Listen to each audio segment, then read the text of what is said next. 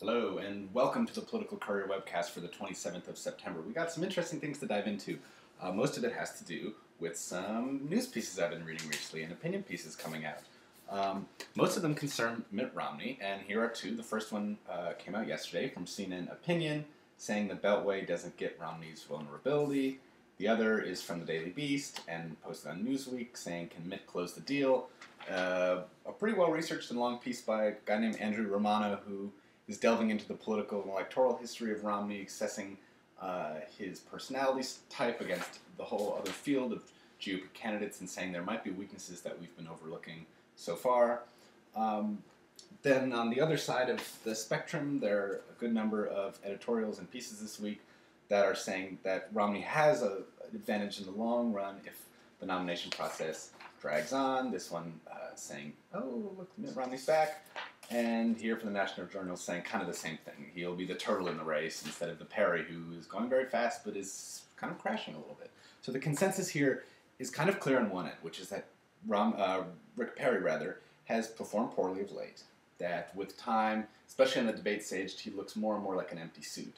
Yet these same writers who acknowledge that the long primary season, the fact that more states are going to be splitting their delegates instead of all delegates going to one candidate if they win the primary, those things are going to benefit Romney. They also seem to be looking at the current state of the race and saying that something in it spells bad news for Mitt Romney. And I'm not really sure why that is. The 07 primary season was a little bit more active than this one. And one thing I have to say from personal experience is that campaigning in New Hampshire and working on those campaigns and reporting on them in 2007 was a great thing for someone who wanted to write and offer opinions. And I think it yielded a lot of very interesting commentary. Things are a lot quieter this year. There are a lot fewer reporters going to New Hampshire to follow the campaign and talk to voters and see how certain messages you see on TV are playing out in town halls and in other forms of meetings. Because there are fewer candidates doing that, there are fewer reporters there.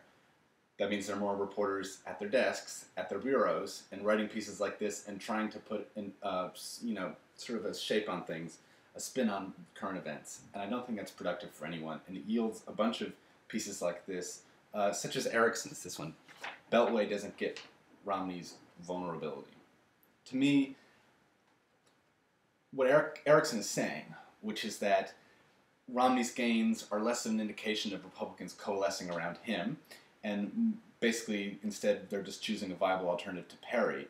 He's saying that's a bad thing. I happen to think that's a good thing. Why are voters in the voting booth not going to do the same thing?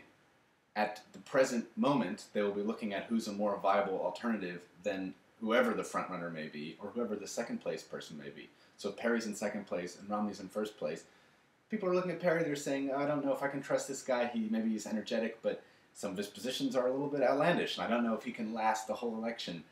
At the present time, be it in September, as they are doing now when there's not a primary, or if it's in early January or early February or mid-March, people will be looking to see who the most viable candidate is at the time being, and voila, things that are just in the time being become official results of primaries, and that's how people win elections. He also is saying that things are a little bit skewed right now in the media because we get this impression that Romney is a frontrunner because a lot of Washington insiders have direct connections to the Romney campaign. To me, that actually, again, plays to Romney's favor. It helps your campaign to have a whole bunch of Washington insiders supporting you because they do exercise influence, and it's not necessarily, well, it's not a prerequisite to winning an election to have a whole bunch of Washington support, but it certainly doesn't prevent voters from wanting to reach out to a candidate because he has a whole bunch of lobbyists and other people inside the Beltway supporting him. So, as much as McCain, let's talk about McCain a little bit, as much as the John McCain campaign in 2008 was not really a model of how you win a general election, and I owe a lot of that to what I think was a very poor vice presidential pick, his path to the nomination is sort of a case study in how an experienced, a tight-lipped, professional politician, I think like Romney is, can avoid trouble for long enough such that the other candidates lose their appeal and one person emerges. That's what we saw with the McCain campaign. Like McCain, Romney has been the de facto frontrunner of the Republican Party between elections.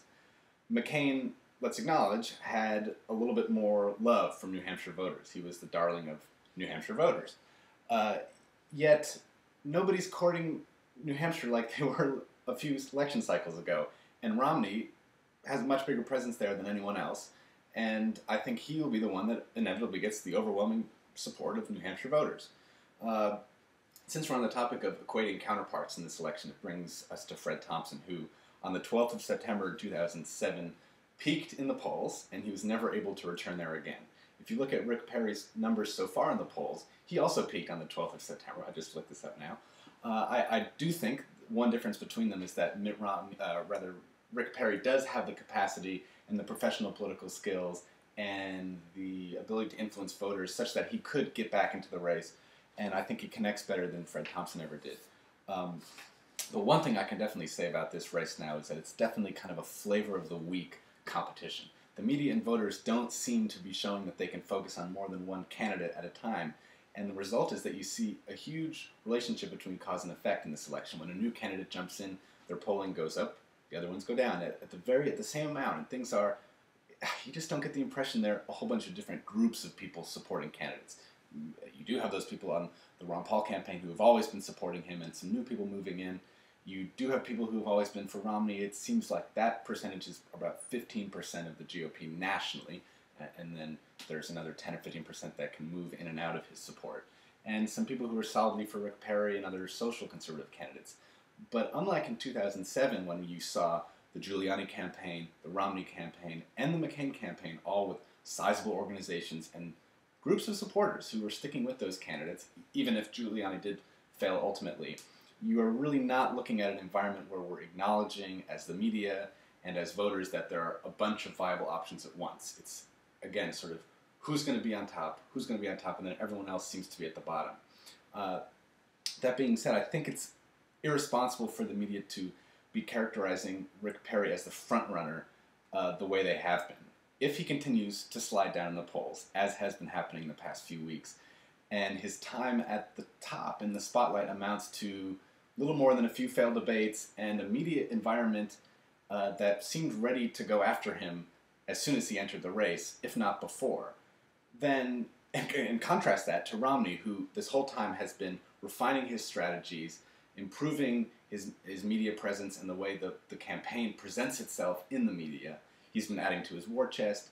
He's been securing the support of Washington insiders. So by comparison, I think Perry's time in the spotlight really might not amount to much. So people could be fooled in a few months by trusting all these people now who are saying Perry's the front runner. I think Romney is still the front runner.